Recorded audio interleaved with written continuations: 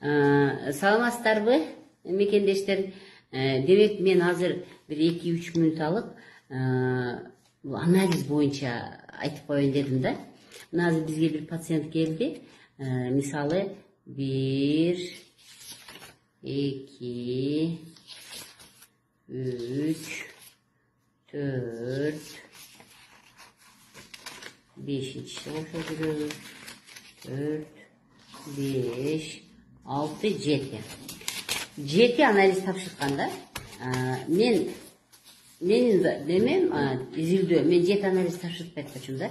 Жөн эле орусча айтмакчы, пустая трата денег да, жөн эле пустая трата денег.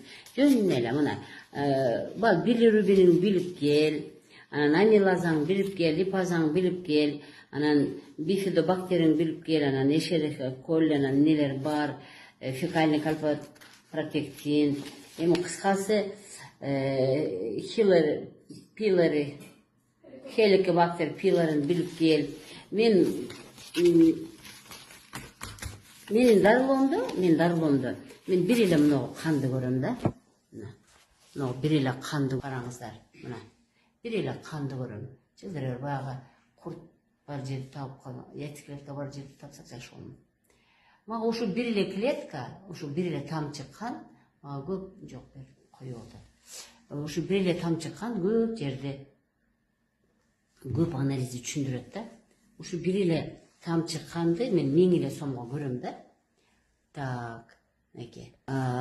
Бул анализди тапшырыш үчүн менимче бир өлбөт дегенде бир 5-6 миң анализ кетет да. 5-6 миң акча кетет да ошол анализдергечи.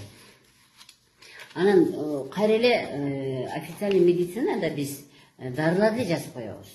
Бирок ал дарылар жардам бербейди деп эле кайра мага келе берет да.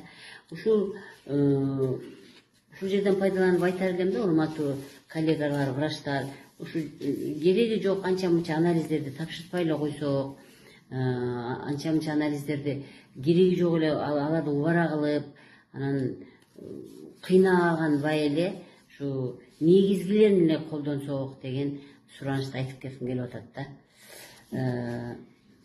Ушунча нерсени көргөндө деле бир алтын таблетка жазып берсек, же ушунча анализ тапшыргандан кийин